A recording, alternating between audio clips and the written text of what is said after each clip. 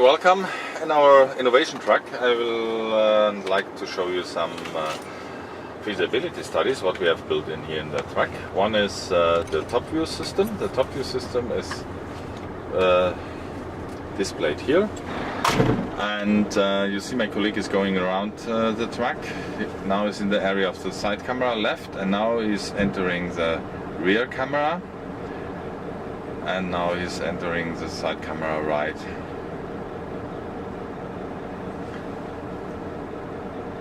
So we think we have here the four pictures from the 4 HD cameras are stitched together with a kind of overlapping, so that an object, maybe a person or a box or other cars also, are always visible. Sometimes not all as a real person, only feet or only head, but it is always visible. So that what stands behind here is we have identified some use cases. One is school bus, for example. You have a lot of playing children around the truck, and you like to start around the school bus, and you like to start, but all the school boys and girls are too close to the truck, and we can prevent to release the brake, or we can prevent to start the truck and to go on. And that is the reason why we put this kind of image at the truck for as a sample, and also for garbage cars, for example. When you drive with this garbage car through the suburbs, very small streets with a lot of parking cars on the left and the right side, you can pass this car and going along the street and collect all the garbage boxes. Very simple and very safe, and you can prevent a lot of damages with parking cars, and you see which how your colleagues are working and so on, and then you can restart and go to the next station and so on. This system runs with 25 frames every second and in real time, and it is very fast, so that it is running also with trucks up to 90 kilometers, or with normal passenger cars with 180. Is it in series production yet? It is for passenger cars in series production, but on trucks it is a feasibility study, due to the fact we have different trucks and school buses and garbage cars, like explained. And so we play at the moment with this study. So as I told that it is a feasibility study, we play with that and try it out how we can use it. Another application is when we, for example, driving on a highway with that is our Panamera. When we drive on a highway, then it is very useful. You can see other cars entering the highway and comes from the right side, and it passes us on the right side, or other cars which overtake us on the left side. It is completely visible, also with now 90 kilometers. I saw that, so now I have a speedometer.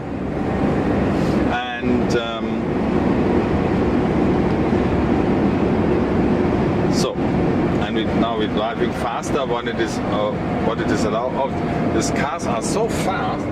Okay, I think he will overtake us during next minute.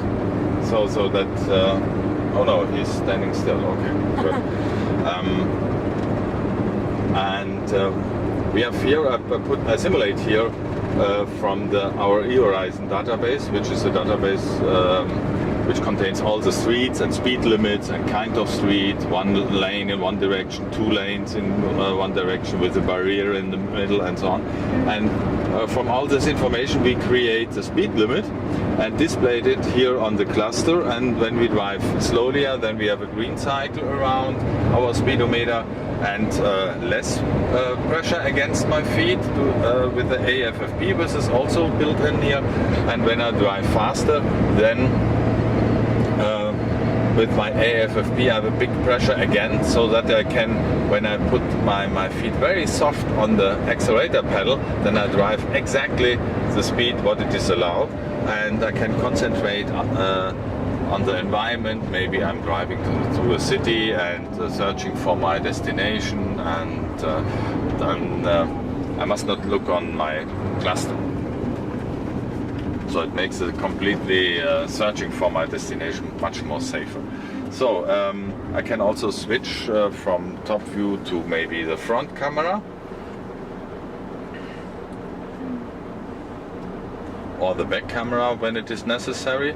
Maybe when we go backwards to a wall or a ramp to load or deload our goods. And now I can like a garbage car which comes very close to other cars, and you can completely overview that with our system. The complete picture are HD. You see there, black car.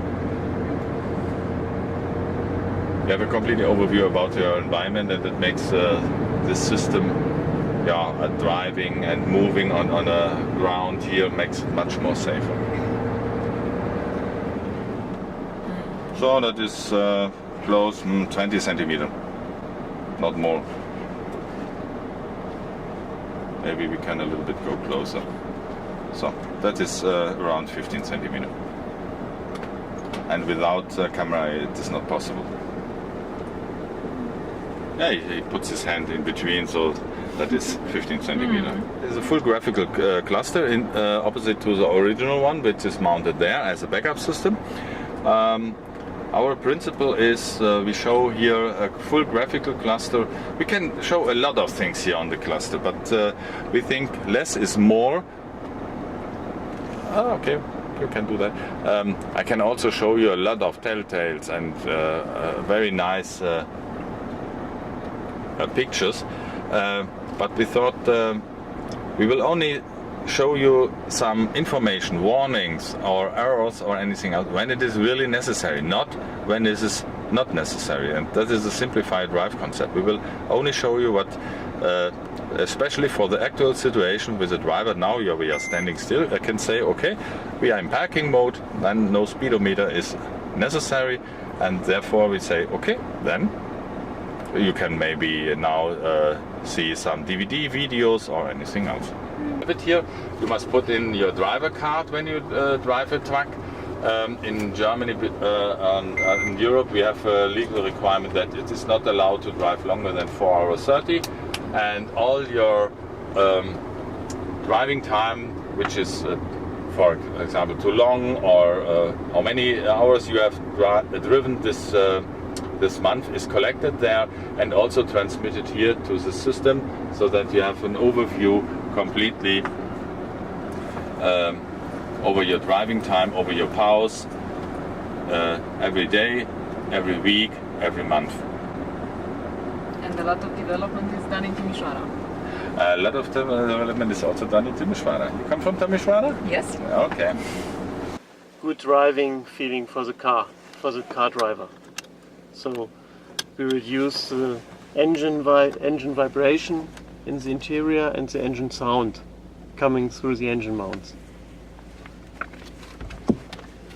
and you can go to the test track, and then you can switch the system on and off so you can hear and feel the difference. Okay. And this technology is used, for example, in cars with cylinder deactivation engines, in downsizing concept engines, or in hybrid engines.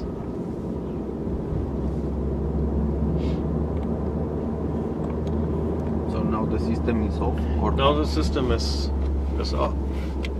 Is off, yes, and we go to the test track, and then we can show you the difference.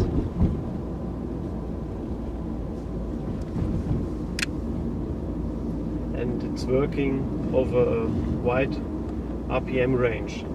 We have got an acceleration sensor which recognizes the frequency of disturbing, and then on the electronic control unit there's an adaptive control algorithm that calculates the driving signal for the active engine mount.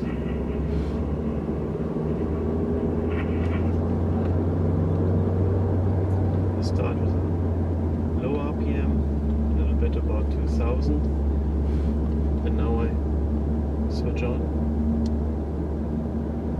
off. It's a low frequency moving.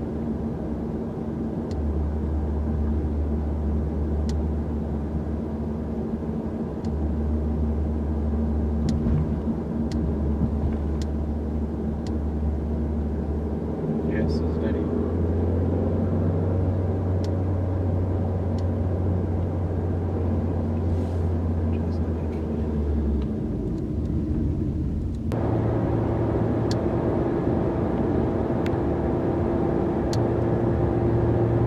Oh,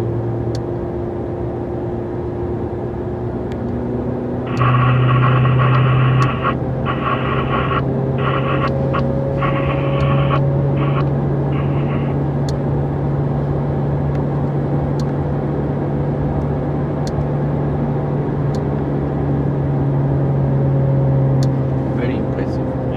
Even if I accelerate from 2000 starting, you can fast switch on and off, starting now.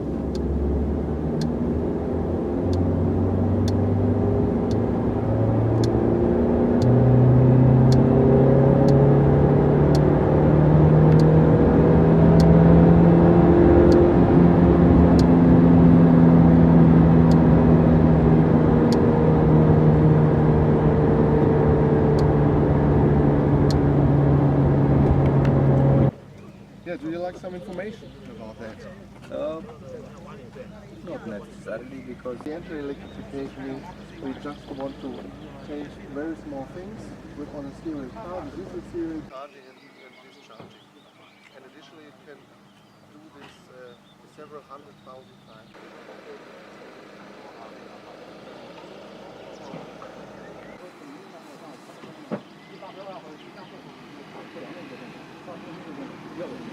Specific questions, or shall I just show you the main Yes. use cases of the Yes. vehicle? Yeah? show us the car.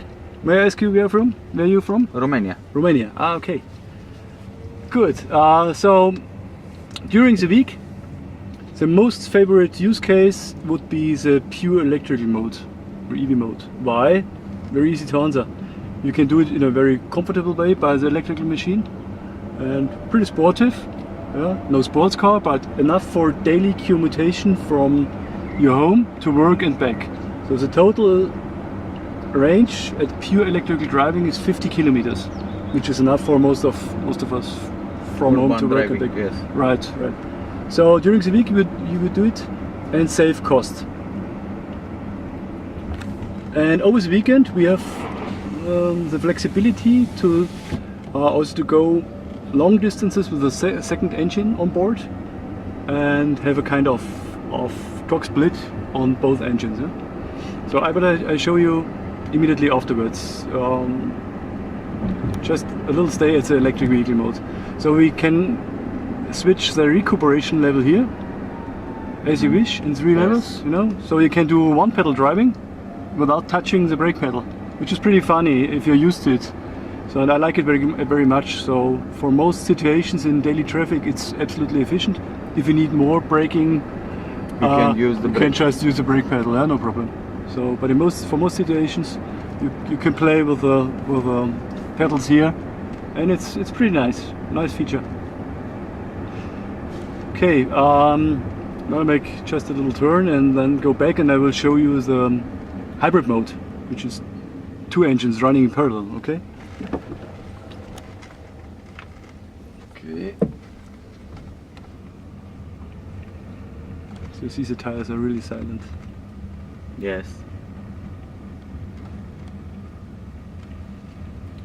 Okay, so during the week I just explained, now we have weekend.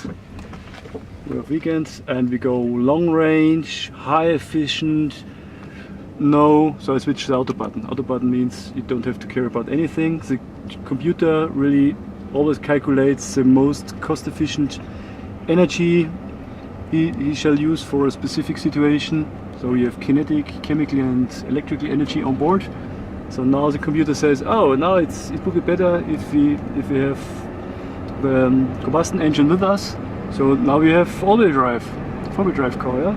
And of course power, you know, enough power for, it's no sports car of course, but enough power for me. Okay, so you're still very efficient. Is the GoPro still safe? Yes, yes. Okay, good. So now we are sailing again, save energy.